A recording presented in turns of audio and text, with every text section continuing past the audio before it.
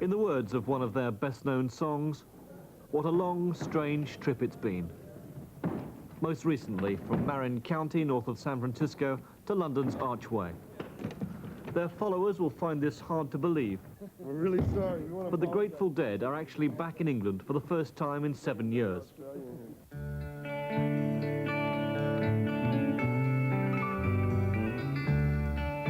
They've often been about to come. This time they've actually made it.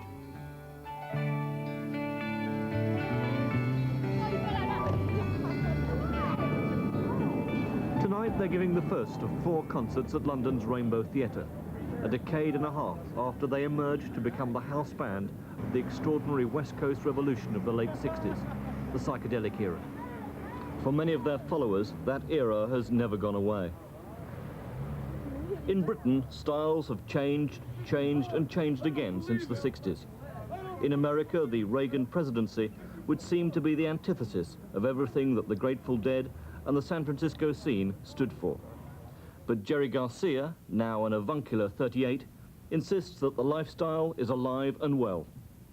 The community out of which we sprang, or that we're part of, is still pretty vital, and all the same people that we were involved with in the mid-60s in the Haight-Ashbury and so forth, they were still pretty much doing what they were doing then, but they have, the difference is now they have 15 years of experience under their belts and have gotten to be experts at what they do, just like we've gotten to be experts at what we do, sort of. Looking at America as a whole, though, what would you say all that movement in the 60s has achieved now? Oh, America's quite a different place than it was. When we first started touring, America was just, was still the America, when the post-war America, it was still America of the 50s, really. When we started first going on the road, right around 67 or so. And I mean, it was, a lot of times we would come into a town and they wouldn't let us into the hotel, whether we had reservations or not. Not here, you know, you're not coming in here, you know. As soon as they saw long hair and eccentricity of any sort, you know, that was it.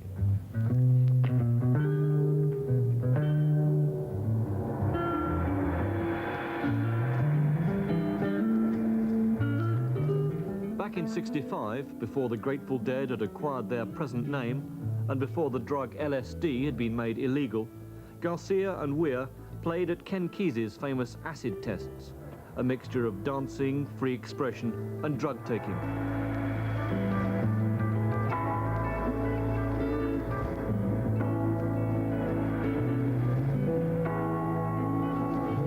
Kesey, later author of One Flew Over the Cuckoo's Nest, and Bob Hunter, later the Dead's lyricist, had been paid to take acid during tests in a local hospital.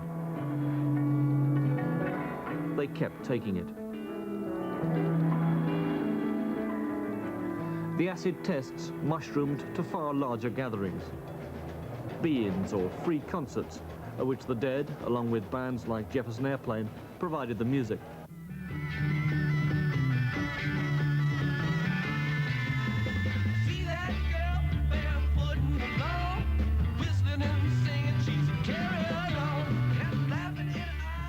San Francisco was, for a time, the center for every liberal cause, and the effects spread right across America and beyond.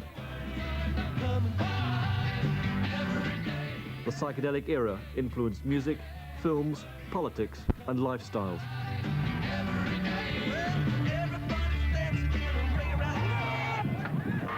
In San Francisco's Haight-Ashbury, the hippie dream was later to turn sour and become commercialized. Peace and love didn't have an easy ride.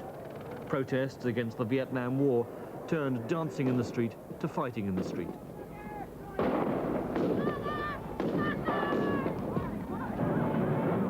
But the Dead kept playing, and often for free. They had no obvious star performer like Janis Joplin or Grace Slick, and their non-commercial approach made them a genuine underground band. It wasn't just their attitudes that brought them a legion of followers around the world. Their lengthy concerts involved an increasingly sophisticated, partly improvised mixture of rock, blues, country, and even jazz influences. For the Dead, playing live is everything. We can produce the same SPO levels, the same sound pressure levels, Right. with much more compact stuff now. The state of the art is advanced. Yeah, the idea is to communicate music to minds, not just to move great masses of air. I mean, and what we accomplished before was that physically we were able to move great masses of air with all those speakers, you know, which, I mean, it amounts to the same thing. What we're really interested in doing is communicating to minds. Well, we learned to play our instruments better. We learned to play off of each other better. We learned to listen to each other better. And at this point, we can play more concisely. We can play more music with less notes. There's nothing that can replace playing live for me. I mean, for me, it's like life's blood. I mean, I have to do it. Really, it's important. I mean, I go pretty crazy if I don't get to play. You know, for human beings, not in the studio. You know, Playing live on stage is something that I've done for well over half my life. And him too. Yeah. And at this point, it's what you dream about when you go to sleep. It's what you think about through most of your waking hours and stuff like that.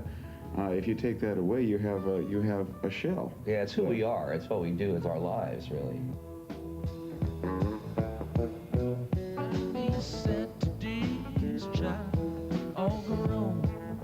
Moving with a pinch of grace. Maybe a clown in the very underground. Just another pretty face. Maybe the fate of Ophelia, sleeping and perchance to dream. Honest to the point of recklessness.